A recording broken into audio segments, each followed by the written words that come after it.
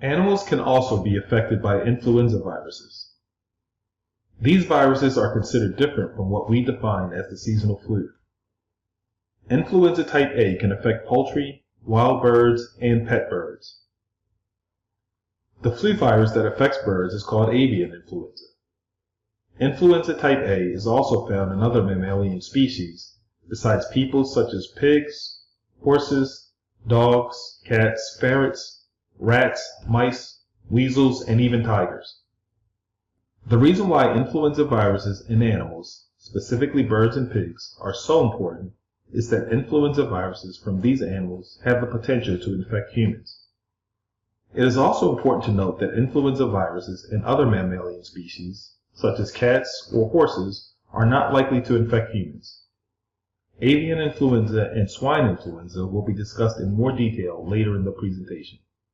Several factors can contribute to the spread of influenza viruses, including globalization and international trade, both legal and illegal, marketing practices such as live bird markets, farming practices, and the presence of the viruses in wild birds.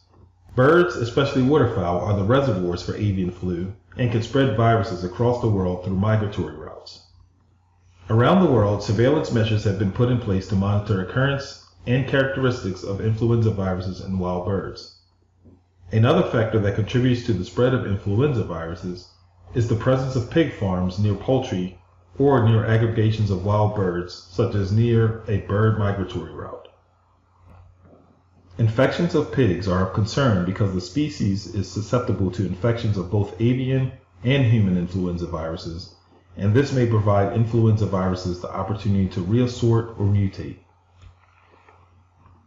Influenza viruses are constantly changing or mutating. One way they change is called antigenic drift. These are small changes in the genes of influenza viruses that happen continually over time as the virus replicates. These small genetic changes usually produce viruses that are pretty closely related to one another and can be fought by our immune systems in a relatively straightforward manner. If many of these small changes accumulate over time, resulting in a radically different virus, then the body's immune system may not recognize these viruses and mount a strong defense.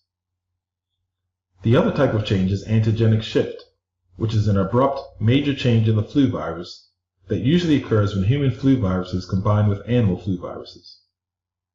The result is a new influenza type that is so different from what people have been exposed to that most do not have immunity to this new virus. While influenza viruses are changing by antigenic drift all the time, antigenic shift happens only occasionally.